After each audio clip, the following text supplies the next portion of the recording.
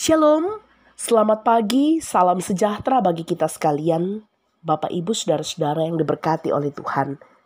Senang sekali kita boleh diperjumpakan kembali dalam santapan rohani kita atau sarota dari Jemaat Silo Campagaya Klasis Makassar Tengah, edisi Kamis tanggal 9 Maret tahun 2023. Mengawali akan segala aktivitas kita di hari ini, mari sebagai umat yang berpengharapan di dalam Kristus, kita membawa akan rencana kerja kita di dalam kasih Tuhan. Kita percaya bahwa ketika kita mengawali akan seluruh rencana kita di dalam kuasa Tuhan, maka Ia akan selalu memampukan kita untuk menjalani semua itu dengan penuh sukacita. Karena itu mari bersama kita tenangkan hati kita dan kita berdoa. Kami memuji memuliakan Engkau, ya Tuhan, ya Allah kami. Engkau adalah Allah yang sungguh baik dalam kehidupan kami. Betapa kami bersyukur bahwa kasih pemeliharaan Tuhan selalu melingkupi kami. Dan patutlah dalam seluruh hidup ini kami terus memuji dan mempermuliakan nama Tuhan. Saat ini Tuhan, kami telah membuka hati kami untuk diperteguhkan oleh firman-Mu. Tuntunan kuasa Roh Kudus kami harapkan, sehingga kami dimampukan untuk memahami, menghayati, dan memberlakukan akan sabda-Mu dalam kehidupan kami. Inilah kami Tuhan yang datang berdoa kepadamu. Ampuni dosa dan kesalahan kami Tuhan. Kami siap mendengarkan firman Tuhan. Di dalam Kristus Yesus kami berdoa. Amin. Bacaan kita di pagi hari ini terambil dari Bilangan pasal 21 ayat 4 sampai dengan ayat yang ke-9. Ular tembaga. Setelah mereka berangkat dari Gunung Hor, berjalan ke arah Laut Teberau untuk mengelilingi tanah Edom, maka bangsa itu tidak dapat lagi menahan hati di tengah jalan. Lalu mereka berkata-kata melawan Allah dan Musa, "Mengapa kamu memimpin kami keluar dari Mesir, supaya kami mati di padang gurun ini? Sebab di sini tidak ada roti dan tidak ada air, dan akan makan hambar ini kami telah muak." Lalu Tuhan menyuruh ular-ular tedung ke antara bangsa itu, yang memagut mereka, sehingga banyak dari orang Israel yang mati. Kemudian datanglah bangsa itu mendapatkan Musa dan berkata, "Kami telah berdosa, sebab kami berkata-kata melawan Tuhan dan engkau. Berdoalah kepada Tuhan, supaya dijauhkannya ular-ular ini daripada kami." Lalu Musa berdoa untuk bangsa itu. Maka berfirmanlah Tuhan kepada Musa, "Buatlah ular tedung dan taruhlah itu pada sebuah tiang. Maka setiap orang yang terpagut, jika ia melihatnya, akan tetap hidup." Lalu Musa membuat ular tembaga dan menaruhnya pada sebuah tiang. Maka jika seseorang dipagut ular dan ia memandang kepada ular tembaga itu, tetaplah ia hidup. Amin, firman Tuhan. Dari bacaan kita saat ini diberikan sebuah tema untuk kita renungkan bersama, yaitu memandang kehidupan. Memandang kehidupan. Umat Tuhan, selama 350 tahun bangsa Israel diperbudak di tanah Mesir.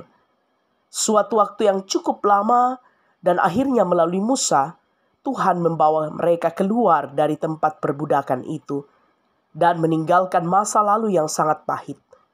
Selanjutnya, Tuhan menggerakkan mereka ke tanah perjanjian yang sejak awal dijanjikan Tuhan kepada mereka untuk menuju masa depan yang cerah dan pasti. Tapi sangat disayangkan bahwa dalam perjalanan menuju tanah perjanjian, tidak jarang bangsa Israel mengalami kelelahan dan merindukan masa lalu mereka. Dan akibatnya mereka memandang kembali ke belakang, seolah-olah Masa lalu yang dialami lebih baik daripada memandang ke depan. Putus asa lebih baik daripada terus berjuang.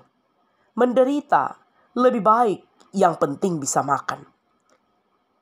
Dalam bacaan kita, kisah ular tembaga menjadi pelajaran bagi semua orang yang telah dibebaskan oleh Tuhan dari perbudakan dosa. Tuhan menghukum orang Israel yang telah dibebaskan dari perbudakan, namun hendak kembali kepada kehidupan sebagai budak. Ular tembaga menjadi tanda bahwa siapa saja yang memandang kepadanya akan tetap hidup sekalipun dipatuk oleh ular berbisa. Saudara-saudara yang kekasih dalam Tuhan, peristiwa penyaliban Yesus Kristus menjadi sebuah penggenapan dari kisah ular tembaga.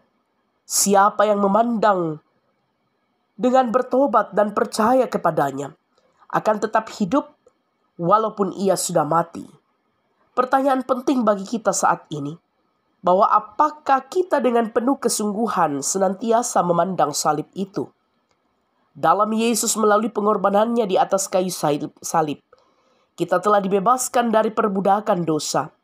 Hidup dalam kegelapan telah dituntunnya kepada terang yang penuh pengharapan.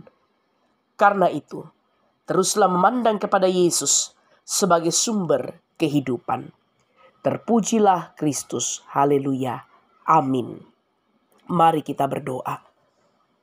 Dengan terus memandang kepada karya kebangkitan Kristus yang telah menganugerahkan kepada kami hidup yang kekal. Dan ketika kami terus memandang pada kuasa kasih-Mu yang terus merengkuh kehidupan kami, maka kami akan selalu dimampukan untuk menatap hidup ini dalam satu keyakinan bahwa kasih Kristus melebihi apapun yang kami alami dalam hidup ini.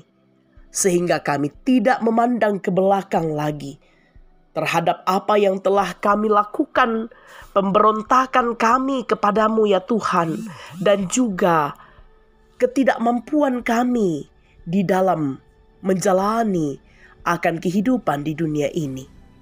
Namun kami terus hidup di dalam sebuah penghayatan bahwa hidup ini adalah sebagai sebuah kesempatan dari Tuhan agar kami menyatakan akan kehadiran Allah di tengah-tengah kehidupan dunia ini. Bapa di dalam sorga, materaikan firman yang telah kami baca, dengarkan, dan renungkan bersama ini di hati kami masing-masing. Kami bersyukur bersama dengan orang tua dan saudara-saudara kami yang menikmati pertambahan usia di hari ini. Sempurnakan sukacita mereka, dan hidup ini akan terus kami baktikan sebagai persembahan yang kudus yang berkenan kepada Tuhan. Bersama dengan orang tua dan saudara-saudara kami yang saat ini sementara bergumul karena kesehatan mereka yang terganggu, baik itu yang dirawat di rumah sementara berobat jalan dan yang dirawat di rumah-rumah perawatan. Kasihi dan nyatakanlah kuasa kesembuhan, pemulihan bagi orang tua dan saudara-saudara kami ini melalui kasih-Mu dan waktu-Mu yang indah bagi masing-masing kami. Bapa di dalam sorga, kami menopang di dalam doa bagi orang tua kami yang berada dalam usia lanjut. Walaupun fisik mereka terbatas dan melemah, tetapi semangat di dalam Tuhan untuk terus berharap kepadamu akan semakin kuat di dalam Engkau. Kehidupan bangsa dan negara kami, Tuhan topang, Tuhan peliharakan.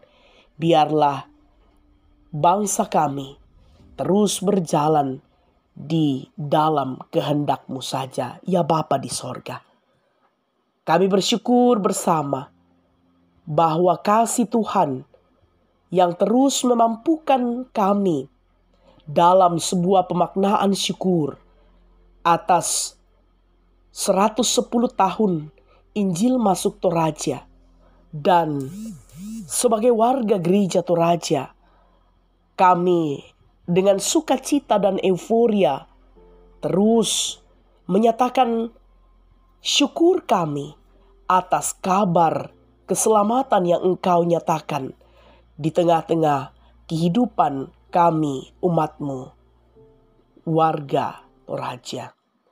Kami percaya Tuhan, Engkau yang akan terus memberkati akan kehidupan kami, sehingga kehidupan kami sebagai umat-Mu akan terus menyatakan keterpanggilan kami sebagai umat yang telah dikuduskan oleh Tuhan.